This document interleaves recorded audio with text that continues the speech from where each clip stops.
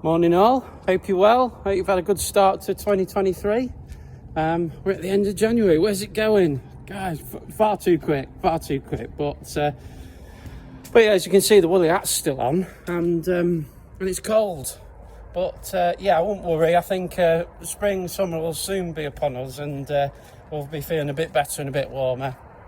That sort of leads me on to what I wanted to talk to you about today actually, was I think in the winter time, some people would say, and I agree in some respects, is that our mood's a bit lower. We don't feel as good. Our mental state, is a little bit lower, and I don't think it needs to be like that. I can feel the same. We're all human.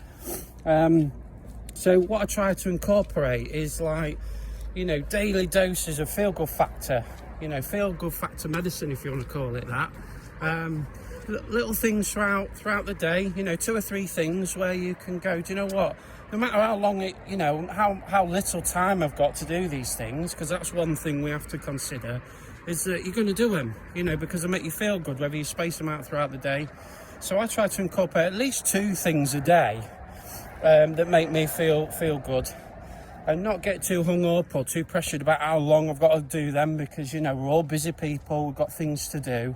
But they've got to be things that improve your mood, inject a bit of invigoration into you, inspires you a little bit more.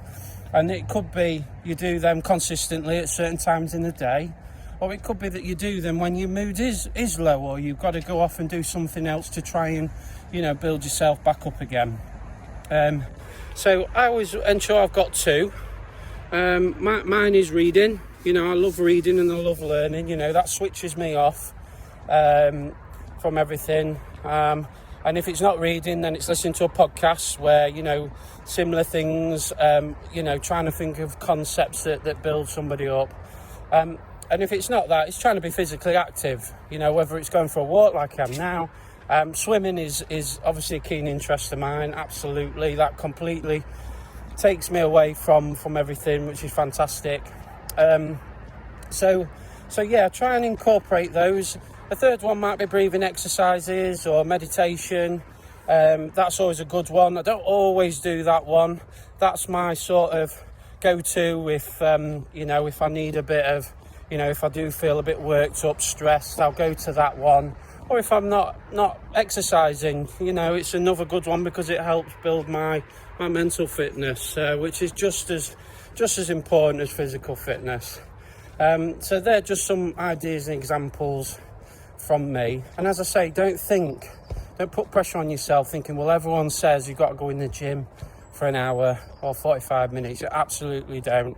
If you've got 15 or 20 minutes, the importance of that and then what that does to your mood is so, is unbelievable. So, that's the importance of that. So don't get too pressurized on the time that you've got. Just something is better than nothing.